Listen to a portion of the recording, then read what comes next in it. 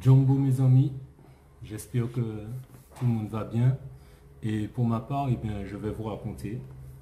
Je reviens de voyage, mais avant de vous en parler, j'aimerais rendre un vibrant hommage à cette grande dame qui a disparu durant mon voyage et donc qui fait partie de mes figures d'influence féminine, Assata Shakur, qui a disparu en exil à Cuba alors qu'elle était la femme la plus recherchée aux États-Unis dans la période durant laquelle les Black Panthers étaient entre autres ciblés par les forces de police aux États-Unis. Alors, j'ai effectué un voyage en Guinée-Conakry en partance de Guyane. Donc, avant toute chose, j'ai fait ma demande de visa, comme tout le monde, sur Internet. Je m'y suis pris 6 semaines à l'avance pour ne pas avoir de surprise. J'ai rempli le formulaire en ligne, j'ai soumis, et puis, bon, au bout de 3 semaines et demie, je commence à me dire, tiens, le temps commence à être long, donc je vais relancer. Il y a sur le site un mail. Donc j'envoie un mail, oui, j'ai envoyé une demande de visa tel jour, le numéro de référence c'est ceci, cela. Et puis voilà, pas de réponse. Il faut savoir que j'arrive à Paris, genre 2 jours l'avant-veille de mon départ pour Conakry. Et j'arrive vendredi, un vendredi vers midi. Et donc le samedi c'est fermé et le dimanche c'est fermé. Je pars le lundi. J'arrive, pardon, le samedi. J'arrive le samedi et je pars le lundi. Donc samedi, dimanche c'est fermé. Le lundi je pars à 16h, 16h20. Et donc j'arrive finalement, avant de partir, j'appelle l'ambassade de Guinée. Une fois, 2 fois, 3 fois, ça répond pas. Le lundi, je me dis, bon qu'est-ce que je fais? J'annule mon billet, je repousse, voilà. Donc je pars dans une mission pas possible alors que je suis près de l'aéroport de Roissy. J'appelle, ils répondent pas. J'appelle plusieurs fois, ils répondent pas et je pars pour l'ambassade de Guinée qui se trouve bien évidemment dans le 16e arrondissement de Paris, comme beaucoup d'ambassades. J'arrive sur place.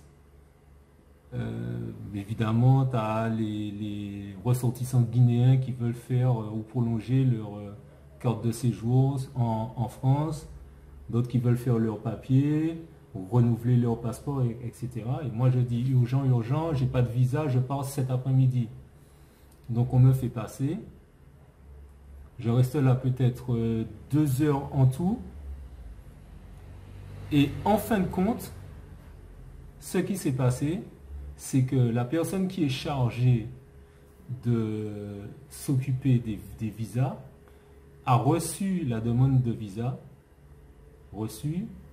a regardé, a vu qu'il manquait ou qu'il y avait une information qui n'était pas correcte, en l'occurrence la photo, qu'il fallait faire sur fond blanc en mode photo d'identité, et n'a même pas eu la conscience, la présence d'esprit de me renvoyer la demande en me disant veuillez faire une photo de telle façon sur fond blanc, machin, etc. Donc en fait, j'arrive sur Paris, je suis obligé de payer un VTC de Roissy pour aller jusqu'au 16e arrondissement, apprendre qu'il y a, en fait, que ma demande a été traitée, mais en fait, je n'ai pas eu de réponse.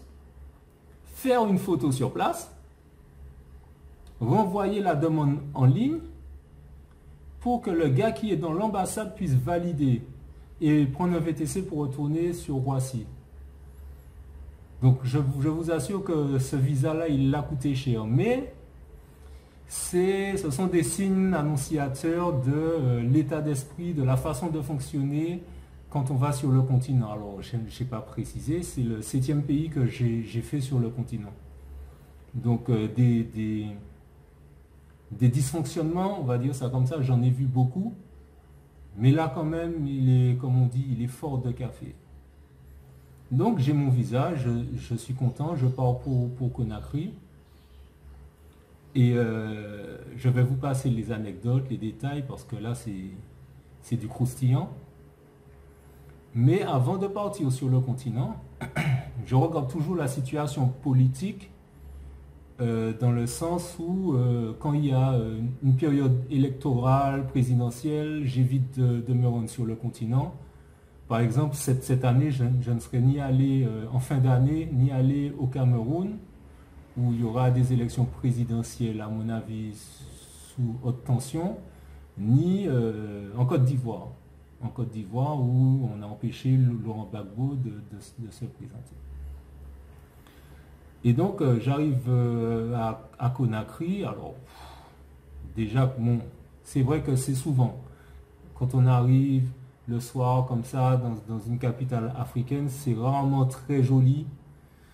Mais bon, on commence à voir des détritus dans la rue, c'est vétuste, c'est pas très nettoyé, c'est pas très propre.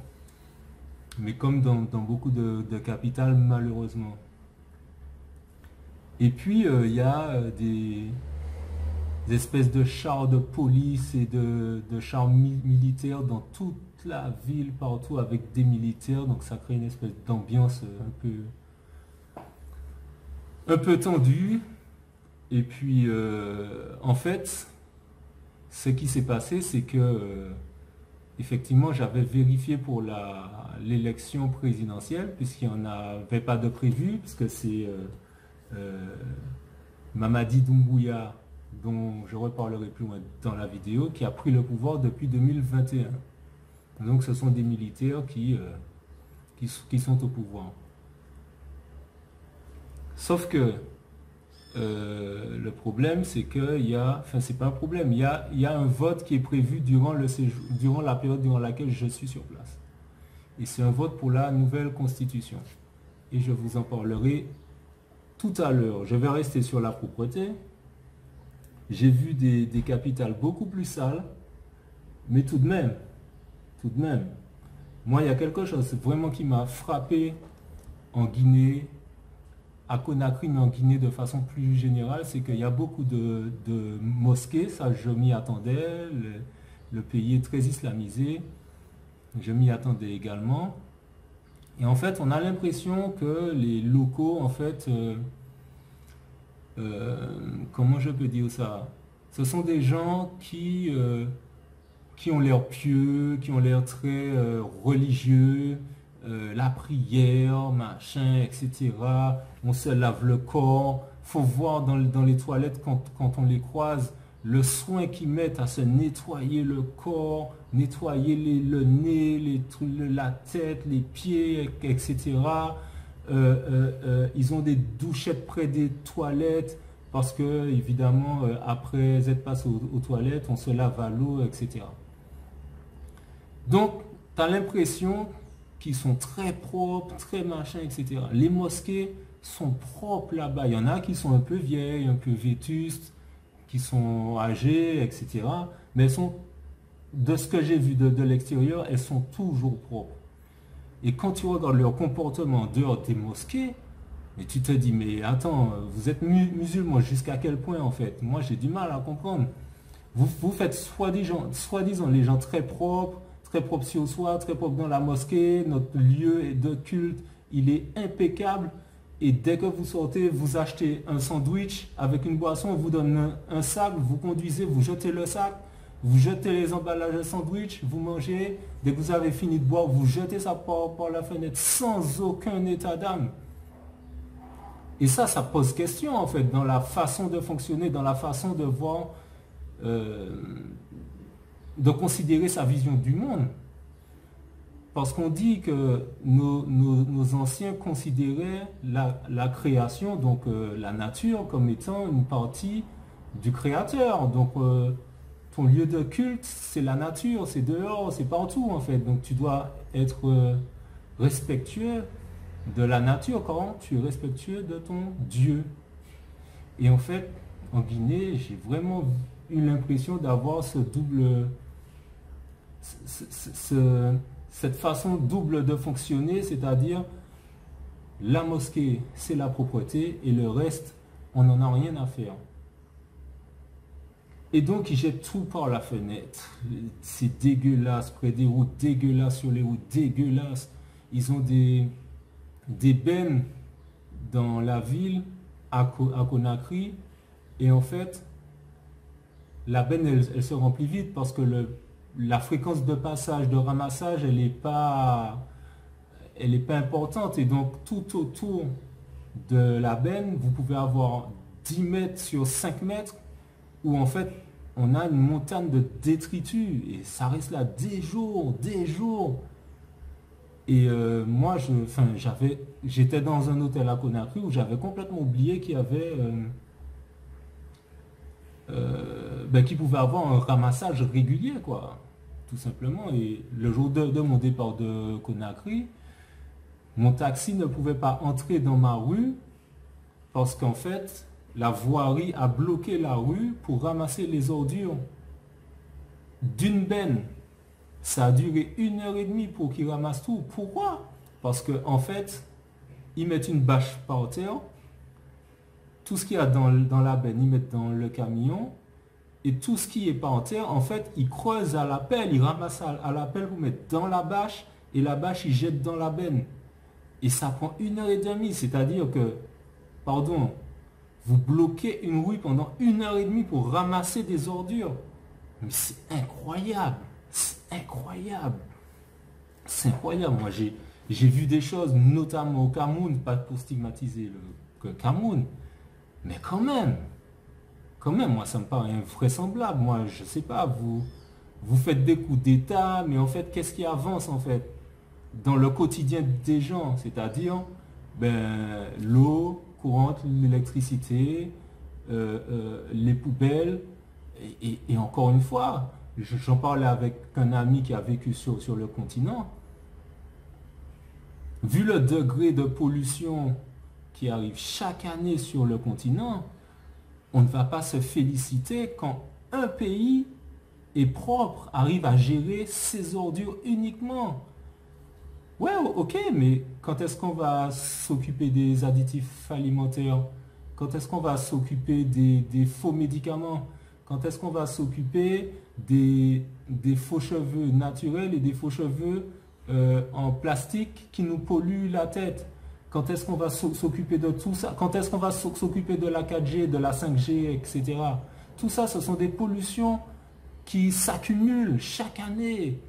Et on n'est même pas capable de gérer le quotidien, la base, les ordures. 1 heure et demie pour bloquer une rue, pour ramasser une benne d'ordures. C'est quand même triste de voir ça. Maintenant, je vais vous parler de la visite de la Guinée. Notamment une ville qui s'appelle Dalaba, qui est à 6 h 30 de Conakry. Alors la route, ça va. De Conakry à Mamou, vous avez une route en fait, et qui est correcte, qui est très bien même. Par contre, de Mamou à Dalaba, qui constitue moins de 20% du trajet, c'est une piste impraticable. Il y a des trous partout. Et encore une fois, j'ai vu ça dans d'autres pays sur le continent, sauf que, en fait, il y a une promotion incroyable sur Internet pour nous dire de l'office du tourisme, du ministère, du gouvernement, pour dire oui, venez chez nous, à Dalaba, il y a des choses à faire, on répare des bungalows, il y a des forêts de pins, il y a la villa de Myriam Makeba, il y a l'ancien palais du gouverneur qui est devenu la résidence de Sékou Touré, président.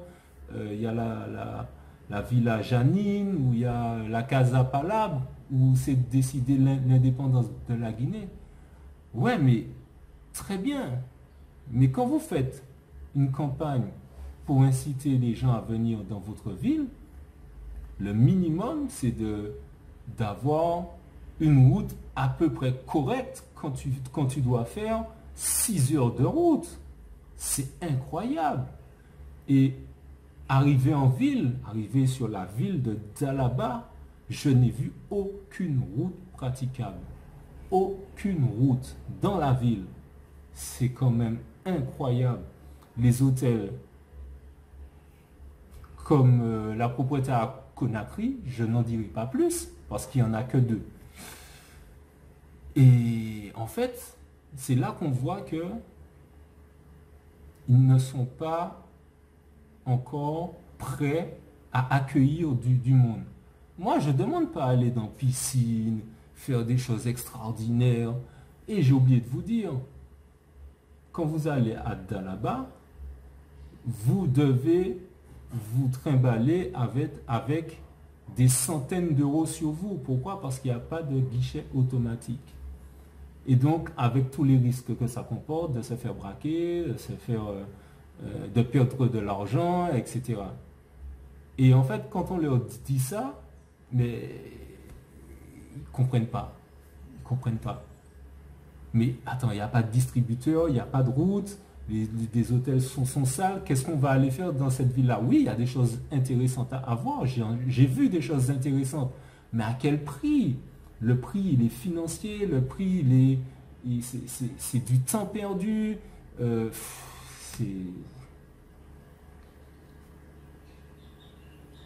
Donc, pour terminer, je vais vous parler du vote, parce qu'il y a eu un vote pour une nouvelle constitution, et ce vote devait se dérouler pendant que j'étais à Dalaba. Je me suis dit, bon, il ne devrait pas avoir de problème, puisque ce n'est pas une élection présidentielle. Sauf que cette nouvelle constitution-là doit permettre au président qui a pris, au militaire qui a pris le pouvoir, de pouvoir se présenter aux élections présidentielles parce qu'il a la double nationalité et jusqu'alors les élections étaient concentrées sur les personnes n'ayant que la nationalité guinéenne. Alors ce qui m'a étonné durant mon séjour, c'est qu'il y avait une campagne électorale pour le oui. Oui à la nouvelle constitution. Bon, les gens dansent, ils mettent de la musique dans la rue. J'ai pas vraiment entendu de débat de fond, mais bon, c'est pas bien grave. Par contre, il n'y a pas d'opposants, il n'y a pas de campagne pour le non. Et quand on regarde un petit peu les actualités en Guinée, on se rend compte que les opposants ont été soit kidnappés, soit sont en exil, où en fait ils ne s'expriment pas. Donc il y a une campagne à sens unique et ça n'a l'air de choquer personne. Pourquoi je vous parle de ça? C'est-à-dire que le jour du vote, c'était un jour de déplacement, de retour, en fait, de changement de ville. Et donc je commence à préparer mon trajet et je dis ouais, j'ai besoin d'un taxi pour demain, quoi. Et c'est pas là, les gars me disent, ah, mais demain, ça va être compliqué parce qu'il y a le vote. Je dis, mais pourquoi? Ils me disent, parce que quand il y a un vote en Guinée, il n'y a pas de circulation. Aucun taxi ne circule. Pourquoi? Parce que par crainte des débordements, etc. Demain, hein, le lendemain que je pars. Donc, c'est-à-dire que là, je suis obligé de me dépêcher de chercher un taxi pour le jour même. N'oubliez pas, 6h30 de route pour le jour même. Perdre ma nuit d'hôtel à Dalaba et trouver un autre hôtel là où je dois, en fait, avancer mon hôtel là où je dois aller. Donc, tu es en stress, tu ne comprends pas pourquoi il n'y a pas de circulation, tu es obligé de gérer un imprévu. Et finalement, je pars. J'ai la chance quand même de tomber sur des gens honnêtes qui négocient le vrai prix avec le taxi. Et finalement, je ne vais pas dans la ville dans laquelle je dois aller, mais je retourne à Conakry. Parce que, pareil, la ville où je devais aller, il n'y a pas. Le gars voulait que je le paye en Orange Money, tout ça. Bon, moi, je suis là pour 11 jours, j'ai pas de temps à perdre à aller chercher Orange Money, etc. Donc, finalement, je retourne à Conakry. Et en fait, le taxi nous arrête à. Le taxi s'arrête à peut-être 10 kilomètres de l'hôtel. 10 kilomètres. Et je lui dis, mais attends, j'ai un hôtel, dépose-moi à mon hôtel, je suis fatigué, ça fait 7 ans en plus, il s'arrête, c'est sur la route. Bon bref, je vous passe les détails. Dépose-moi à mon hôtel. Il me dit non, qu'il ne peut pas entrer parce qu'il est minuit, c'est le jour du vote. Il va être embêté par les policiers, etc. De chercher un hôtel dans le coin, quoi. Je dis, mais attends, j'ai déjà payé mon hôtel. Je ne vais pas offrir une nuit d'hôtel supplémentaire à des gens pour prendre un hôtel ici. En plus, un quartier mal famé et tout, c'est pas possible. Bon, bref, je trouve une solution, tout ça. Bon, le gars veut quand même la totalité de sa somme, même s'il n'a pas effectué son trajet jusqu'au bout, son travail, sa mission jusqu'au bout. Et puis en fait, le lendemain, en sortant à pied, je me rends compte qu'il y a des barrages partout dans Conakry. Et dès qu'il y a une moto qui circule, taxi ou non, il est menacé avec un bâton par des gens qu'on appelle la sécurité électorale. Tu n'as pas le droit de circuler dans le pays. Je ne sais pas si on se rend compte à quel point c'est délirant de voir des choses comme ça. Et j'ai fait une troisième ville un peu plus calme, un peu plus reposante, parce que c'était vraiment très très compliqué de voyager, de visiter à Conakry. Et c'est pareil, je prends un taxi et le gars commence à me dire, ouais, est-ce qu'on peut partir 1 heure plus tard parce que je dois aller à la mosquée. Attendez les gars. Le pays est bloqué à l'heure de la prière et s'il y a un vote, le pays est bloqué, il ne fonctionne pas. Personne ne peut circuler, personne ne travaille. Mais quand est-ce que les Africains vont se concentrer sur l'amélioration de leurs conditions de vie dans un pays où le ramassage des ordures est déplorable, où l'eau courante n'est pas accessible à tous, où l'électricité tombe tout le temps, où il y a des musées à construire ou à finir, des routes à réparer. Si à chaque fois qu'il y a un vote et si à chaque fois qu'il y a un appel à la prière, le pays est bloqué, les gars, dans 50 ans, on est au même point. Hein. Parce que moi, j'ai vu les années 1950, hein, là, c'est pas de la blague. Et donc voilà, c'est ça, en fait, j'arrive dans une nouvelle ville où il n'y a pas de guichet automatique à moins de 20 km. Et donc, pour toute activité, tu es obligé de faire tes 20 km ou bien tu es obligé de faire ton activité et après de faire ces 20 km-là pour dire au taxi, si tu veux que je te paye, il faut que tu m'emmènes là et il va te facturer la distance supplémentaire. Je ne sais pas si c'est clair ce que je dis, mais c'est complètement délirant en fait. C'est complètement délirant.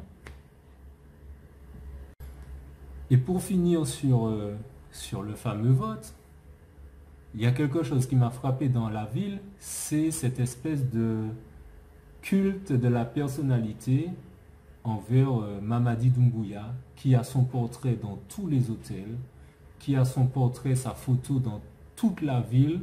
Dès que tu arrives dans une ville, tu as le nom de la ville et son portrait au-dessus. Son excellence, Mamadi Doumbouya. On a l'impression d'être quelque part où il y a un lavage de cerveau complet de la part d'un dictateur qui ne dit pas son nom.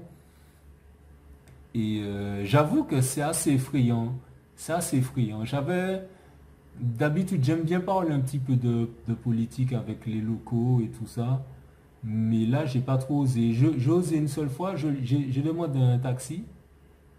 Mais justement, il y a la campagne pour l'heure, oui, mais qu'est-ce qui change? Qu'est-ce qu'il y a de mieux? Il m'a dit, écoute, moi, j'ai pas fait grande école, hein. Moi, j'ai fait l'école coranique, machin, etc. Mais ce sera mieux. Faut qu'on vote oui. J'ai dit, ah, c'est très intéressant. Donc, en fait, on a affaire à des gens qui votent parce qu'on met des femmes qui dansent et de la musique. Et en fait, il n'y a pas d'analyse, il n'y a pas de débat de fond sur la Constitution. Et ça fait peur. Ça fait peur pour les consciences et pour l'avancée de notre continent. En tout cas, la Guinée, c'est un pays que je n'oublierai pas. Tellement j'ai été fatigué, tellement j'ai perdu d'argent, de temps, d'énergie à discuter, à négocier.